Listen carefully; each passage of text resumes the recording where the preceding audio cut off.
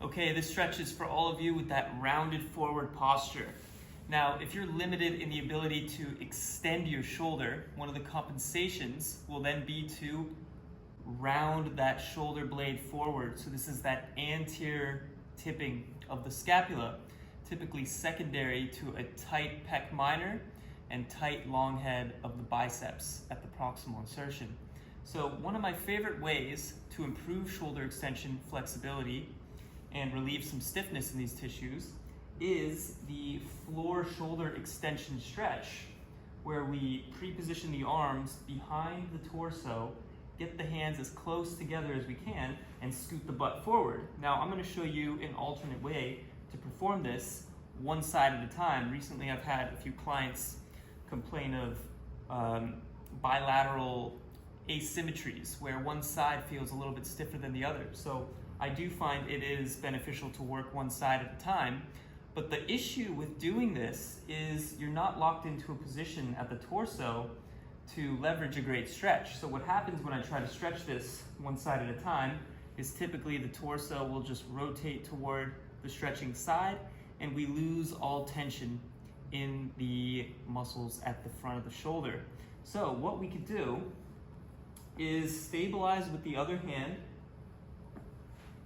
pull the butt forward. Now we should start to feel some lengthening here at the front of the shoulder. And now here's where the magic happens. We rotate the knees toward the opposite side. And now all of a sudden this kind of drags my sternum along with it. So I get a really nice lengthening all through the bicep and front of the shoulder. Now, if we want to bias the bicep tendon more so than the pec, then we'll keep the arm straight and we're going to feel this all the way down the distal insertion of the biceps toward the elbow. And you might want to do this with a bent elbow to bias more of the pec minor. Okay, so we'll get into that stretch, pull the elbow back, and now rotate away. And let's perform some contractions here, where I'm trying to push my hand into the ground as if I'm trying to do a dip, and pull my hand forward as if I'm trying to do a bicep curl, like this. So I'm in that maximum stretch, engaging the muscles I'm trying to stretch. Relax, exhale. Now I can sink my butt deeper into the stretch and rotate my knees further away. And now I feel a really big lengthening in that front of the shoulder here by the pec.